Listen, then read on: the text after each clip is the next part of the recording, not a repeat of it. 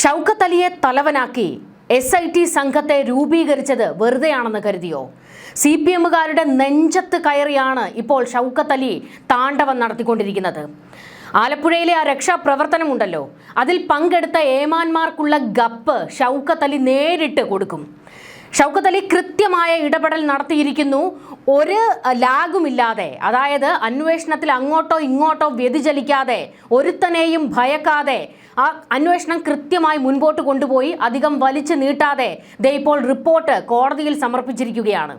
കോടതിയിൽ സമർപ്പിച്ചിരിക്കുന്ന റിപ്പോർട്ടിൽ ഇതിൽ പങ്കെടുത്ത ആ രക്ഷാപ്രവർത്തനത്തിന് മുന്നിലുണ്ടായിരുന്ന പോലീസ് ഏമാന്മാരുണ്ടല്ലോ, അങ്ങനെ പറയാൻ പാടില്ല, ആ ക്രിമിനലുകൾ, അവർക്കെതിരെ നല്ല ഒന്നാന്തരം റിപ്പോർട്ടാണ് കൊടുത്തിരിക്കുന്നത്.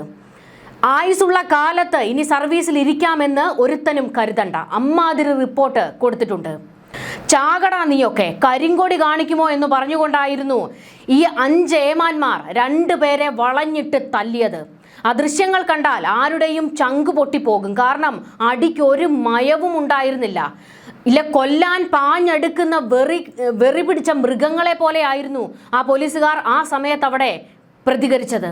പിടിച്ചു മാറ്റാൻ മറ്റു പോലീസുകാർ ശ്രമിക്കുമ്പോഴും വീണ്ടും വീണ്ടും വന്ന് അവരെ തല്ലിച്ചതയ്ക്കുകയായിരുന്നു. എല്ലാ കാലത്തും പിണറായി വിജയൻ കേരളത്തിന്റെ മുഖ്യമന്ത്രി ആയിരിക്കില്ല എന്ന് മറ്റു ചില സമരക്കാർ അവിടെ നിന്ന് വിളിച്ചു പറയുന്നതിലും കലി പൂണ്ട് ഈ 2 പേരെയാണ് പോലീസുകാർ തല്ലിച്ചതച്ചത്. അന്നേ ഓങ്ങി വെച്ചതാണ് പണി കിട്ടുമെന്ന്. ധാർഷ്ട്യമായിരുന്നു ഈ പോലീസുകാർക്ക്, കാരണം എല്ലാ കാലത്തും പിണറായി തന്നെ അങ്ങ് ഭരിക്കുമെന്ന്. പക്ഷേ അടപടലമാണ് പണി കിട്ടി താഴേക്ക് വീണത്. ഷൗക്കത്ത് അലി അദ്ദേഹത്തിനെ ഏൽപ്പിച്ച ജോലി കൃത്യമായി നിർവഹിച്ചിരിക്കുകയാണ്. എനിക്ക് തോന്നുന്നു ഒരു അന്വേഷണം ഏറ്റെടുത്തതിന് ശേഷം ഇത്ര വേഗത്തിൽ ഒരു റിപ്പോർട്ട് കോടതിയിൽ കൊണ്ട് സമർപ്പിക്കുന്നത് ചരിത്രത്തിൽ ആദ്യമായിരിക്കും. അതുകൊണ്ട് തന്നെ ഷൗക്കത്ത് അലി തനിക്ക് കൊടുക്കാനുള്ള ചില മറുപടികൾ, പിണറായിക്ക് കൊടുക്കാനുള്ള ചില മറുപടികൾ ഉണ്ട്. കാരണം ചില്ലറയല്ലല്ലോ ആ മനുഷ്യനെ വേട്ടയാടിയത്. സത്യസന്ധനായ ഒരു പോലീസ് ഉദ്യോഗസ്ഥനെ വേട്ടയാടിയതിന് കയ്യും കണക്കുമില്ല. അതേ ഷൗക്കത്ത് അലി തന്നെയാണ് ഇപ്പോൾ പിണറായിയുടെ പ്രിയപ്പെട്ട 2 ഗൺമാന്മാർക്കെതിരെ നല്ല ഒന്നാന്തരം പണി കൊടുത്തിരിക്കുന്നത്. ഷൗക്കത്ത് അലി കോടതിയിൽ റിപ്പോർട്ട് സമർപ്പിച്ചതിന് പിന്നാലെ, ആ വിവരം പുറത്തു വന്നതിന് പിന്നാലെ ഇപ്പോൾ പിണറായി വിജയന്റെ ആ 2 പൊന്നോമന ഗൺമാന്മാരുണ്ടല്ലോ, അവർ കോടതിയിലേക്ക് ഓടിയിരിക്കുകയാണ്, കയ്യിൽ വിലങ്ങ് വീഴാതിരിക്കാൻ. നവകേരള യാത്രയിൽ രക്ഷാപ്രവർത്തനം നടത്തിയ പോലീസുകാർക്ക് പണി വരുന്നുണ്ട്, പണി തരും എന്ന് KSUവിൻ്റെയും യൂത്ത് കോൺഗ്രസിൻ്റെയും ഒക്കെ നേതാക്കൾ പല ആവർത്തി പറഞ്ഞിരുന്നു. അധികാരം കിട്ടിക്കഴിഞ്ഞപ്പോഴും അവർ ആവർത്തിച്ചത് അത് തന്നെയായിരുന്നു. എന്തായാലും VD സതീശനും രമേശ് ചെന്നിത്തലയും ഈ കാര്യത്തിൽ മുഖം നോക്കാതെ നടപടി എടുത്തിരിക്കുന്നു. ഒരു ബിഗ് സല്യൂട്ട് കൊടുക്കണം. യൂത്ത് കോൺഗ്രസ് KSU പ്രവർത്തകരെ ക്രൂരമായി മർദ്ദിച്ച 5 പോലീസുകാരും കുറ്റക്കാരാണ് എന്നാണ് അന്വേഷണ റിപ്പോർട്ടിലുള്ളത്. ഇത് സംബന്ധിച്ച് ആലപ്പുഴ മജിസ്ട്രേറ്റ് കോടതിയിൽ പ്രത്യേക അന്വേഷണ സംഘം റിപ്പോർട്ട് നൽകി കഴിഞ്ഞു. അനിൽ, സന്ദീപ്, ഷൈജു, വിപിൻ, അരുൺ തുടങ്ങിയവർ പ്രതികളാണെന്നാണ് കണ്ടെത്തിയിരിക്കുന്നത്. ഗൺമാന്മാർക്കെതിരെ വകുപ്പ് ചുമത്തിയിട്ടില്ല. ഇവർ കുറ്റക്കാരാണെന്ന് കണ്ടെത്തിയാണ് റിപ്പോർട്ട് നൽകിയിരിക്കുന്നത്. ഈ 5 പേർക്കുമെതിരെ വകുപ്പ് തല നടപടി ശുപാർശ ഉടൻ DGPക്ക് കൈമാറും.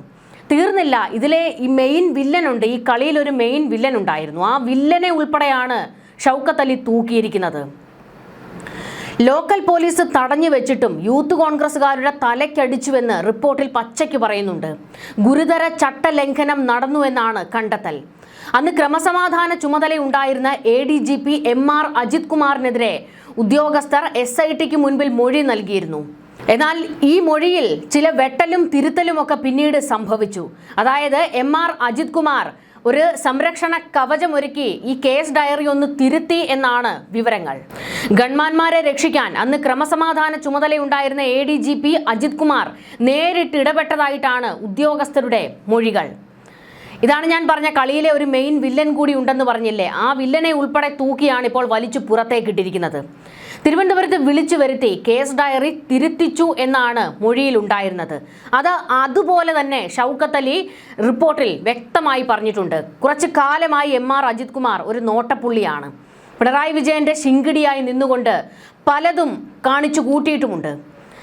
പോലീസ് മേധാവി കസേരയിലേക്കൊക്കെ കയറാൻ ഒരു കളിയും നടത്തിയിരുന്നു. പിണറായി അതിന് ചില വഴികൾ കണ്ടെത്തുകയും ഒക്കെ ചെയ്തിരുന്നു, പക്ഷേ ഏറ്റില്ല. MR അജിത് കുമാറിന്റെ കാര്യത്തിലും ഏകദേശം ഒരു തീരുമാനമാകും എന്നാണ് ഇപ്പോൾ ഇതിൽ നിന്ന് വ്യക്തമാകുന്നത്.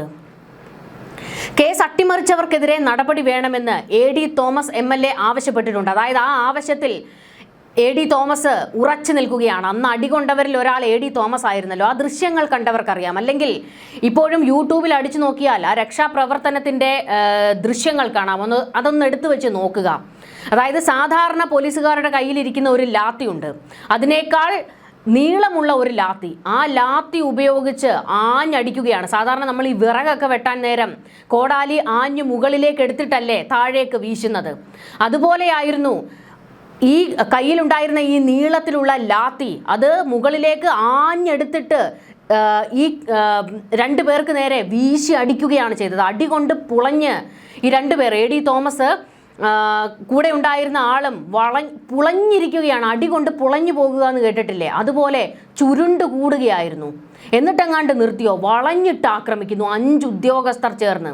എത്രത്തോളം ക്രൂരമായ കാഴ്ചയായിരുന്നു അതെന്നൊന്ന് ഓർത്തു നോക്കണം. പോലീസുകാരാണ്. എന്താണ് ചെയ്ത കുറ്റം? എന്താണ്? അവർ ആരെയെങ്കിലും പീഡിപ്പിച്ചോ?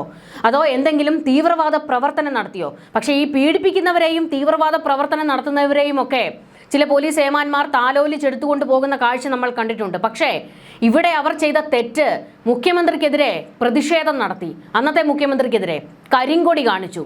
ഒരു കരിങ്കൊടി കണ്ടപ്പോഴത്തേക്ക് ഇരട്ടച്ചങ്കൻ അങ്ങ് വിറച്ചു പോയോ? അതോ ഇരട്ടച്ചങ്കിന് പകരം കൊട്ടത്തേങ്ങയാണോ അങ്ങ് വിറച്ചു പോകാൻ മാത്രം?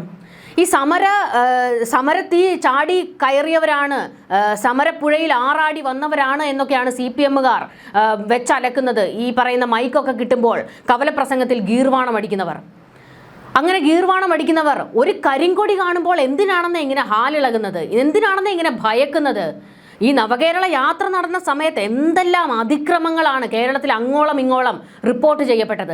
കറുത്ത വസ്ത്രങ്ങളിട്ട് ആർക്കെങ്കിലും പുറത്തിറങ്ങാൻ കഴിയുമായിരുന്നോ? ഒരു കറുത്ത കുട പിടിച്ചുകൊണ്ട് റോഡിലൂടെ നടന്നവനെ വരെ പിടിച്ച് സ്റ്റേഷനിൽ ഇരുത്തിയവരാണ് ഈ പോലീസുകാർ. ഒന്ന് ഓർത്ത് നോക്കണം. ഒരു മുഖ്യമന്ത്രി കരിങ്കൊടി കാണുമ്പോൾ അങ്ങ് വിറയ്ക്കുകയാണ് ആലില പോലെ. കരിങ്കൊടി കാണിച്ചാൽ പോയി പണി നോക്കട എന്നുള്ള രീതിയിൽ മുൻപോട്ട് പോകണമായിരുന്നു. അതിന് പകരം എന്തെല്ലാം ഭ്രാന്താണ് ഇവിടെ കാണിച്ചു കൂട്ടിയത് ഈ നവകേരള യാത്ര നടന്ന സമയത്ത്. ഇതെല്ലാം പിണറായി വിജയൻ ചോദിച്ചു മേടിച്ച അടികളാണ്. ഇന്നിപ്പോൾ തോറ്റമ്പി പ്രതിപക്ഷ നേതാവിൻ്റെ കസേരയിൽ പോയി നാണം കെട്ട്, അങ്ങനെ തന്നെ പറയും, നാണം കെട്ട് ഇരിക്കേണ്ടി വന്നതും ഈ കയ്യിലിരിപ്പൊക്കെ കൊണ്ടാണ്. KSUകാരെ ഇങ്ങനെ തല്ലിച്ചതയ്ക്കുമ്പോൾ എവിടെയെങ്കിലും ഈ 10 വർഷക്കാലത്ത് ഒരു SFI-കാരനെയോ DYFI-കാരനെയോ ഇതുപോലെ പോലീസുകാർ വളഞ്ഞിട്ട് തല്ലുന്ന കാഴ്ച എപ്പോഴെങ്കിലും 10 വർഷത്തിനിടയിൽ കണ്ടിട്ടുണ്ടോ? എന്തിനാ ആർഷോയെ ഒക്കെ ഇല്ലേ എടുത്തുകൊണ്ട് താരാട്ട് പാടുന്നത് പോലെ എടുത്തുകൊണ്ട് പോകുന്ന കാഴ്ചയല്ലേ ഈ 10 വർഷം നമ്മൾ കണ്ടത്? പക്ഷേ KSU യൂത്ത് കോൺഗ്രസ്സുകാരെ കയ്യിൽ കിട്ടിയാൽ അടിച്ച് ഇഞ്ചപ്പരിവമാക്കുക, ചോര തുപ്പിക്കുക. അതായത് എന്നിട്ട് അത് രക്ഷാപ്രവർത്തനമാണ്, ഇത് തുടർന്നുകൊള്ളൂ എന്ന് പോലീസുകാർക്ക് മുന്നറിയിപ്പ് കൊടുക്കുക. പിണറായിക്ക് സംരക്ഷണവുമായി വരുന്ന SFI DYFI-കാരോട് പറയുക. എന്നിട്ട് ഇവരെല്ലാവരും ചേർന്നാണ് ഈ പ്രതിഷേധക്കാരെ മർദ്ദിക്കുന്നത്. അതിനെല്ലാത്തിനും കൂടി ഷൗക്കത്ത് അലി നല്ല 8ന്റെ പണിയാണ് കോടതിയിൽ കൊണ്ടുപോയി കൊടുത്തിരിക്കുന്നത്. മർദ്ദനത്തിൽ വീഴ്ച ചൂണ്ടിക്കാണിച്ച ആദ്യ കേസ് ഡയറി തിരുത്തിയ ADGP MR അജിത് കുമാറിനെതിരെ നടപടി ഉണ്ടായേക്കുമെന്നാണ് ഇപ്പോൾ വിവരങ്ങൾ പുറത്തുവരുന്നത്. കാരണം ഈ ഒരു വിഷയത്തിൽ ഈ കേസ് അട്ടിമറിക്കാൻ പിന്നിൽ കളിച്ചവർക്കെതിരെ എല്ലാം നടപടി വേണമെന്ന് A.D. തോമസ് MLA ആവശ്യപ്പെട്ടിട്ടുണ്ട്. അപ്പോൾ അതുകൊണ്ട് തന്നെ തുടർ നടപടികൾ ഉണ്ടാകും. ഇതിന് പിന്നിൽ ആരൊക്കെ പ്രവർത്തിച്ചിട്ടുണ്ടോ അവർക്കരികിലേക്കൊക്കെ ഈ അന്വേഷണം എത്തുമെന്നുള്ള കാര്യത്തിൽ ഒരു സംശയവും വേണ്ട. ഈ കേസിൽ വെള്ളം ചേർക്കാൻ VD സതീശനും രമേശ് ചെന്നിത്തലയ്ക്കും കഴിയില്ല. ഇത് നമ്മൾ ആവർത്തിച്ച് പറയുന്നത്. രമേശ് ചെന്നിത്തലയ്ക്കും VD സതീശനും ഒക്കെ പിണറായി വിജയനുമായിട്ടുള്ള ഒരു ബന്ധമുണ്ട്, ഒരു സൗഹൃദമുണ്ട്. അതെന്താണ് എന്ന് നമുക്കറിയാവുന്നത് കൊണ്ടാണ് ഇത് ഇങ്ങനെ പറയുന്നത്. കാരണം ഈ കേസിൽ വെള്ളം ചേർക്കാൻ കഴിയില്ല. ഈ കേസിൽ യൂത്ത് കോൺഗ്രസും KSUവും ഇളകി നിൽക്കുകയാണ്. തങ്ങളുടെ നേതാക്കന്മാരെ തല്ലിച്ചതച്ചവർക്കെതിരെ നടപടി ഉണ്ടാകണം. അതിന് പിന്നിൽ പ്രവർത്തിച്ചവർ ആരൊക്കെയാണെങ്കിലും നടപടി ഉണ്ടായിരിക്കണമെന്ന് അവരാണ് കട്ടായം ആവശ്യപ്പെടുന്നത്. അതുകൊണ്ട് തന്നെ അവർക്കെതിരെ നീതികേട് കാണിക്കാൻ ഈ സർക്കാരിന് കഴിയില്ല. കേസിൽ പ്രതികളായ ഗൺമാന്മാരെ രക്ഷിക്കാൻ അന്ന് ക്രമസമാധാന ചുമതലയിൽ ഉണ്ടായിരുന്ന അജിത് കുമാർ ഇടപെട്ടു എന്ന് ഉദ്യോഗസ്ഥർ തന്നെ മൊഴി നൽകിയിരിക്കെ അജിത് കുമാറിനെയും സംരക്ഷിക്കാൻ ഇനി ആർക്കും കഴിയില്ല. നമുക്കറിയാം അജിത് കുമാറൊക്കെ നല്ല ഉന്നത ഉദ്യോഗസ്ഥരാണ്, അങ്ങ് മുകളിലേക്ക് പിടിപാടുള്ള ആളാണ്. ആ പിടിപാട് വെച്ച് ഊരിപ്പോകാൻ നോക്കിയാലും പിള്ളേര് വെറുതെ വിടില്ല. KSU യൂത്ത് കോൺഗ്രസ് പിള്ളേര് വെറുതെ വിടുമെന്ന് കരുതണ്ട.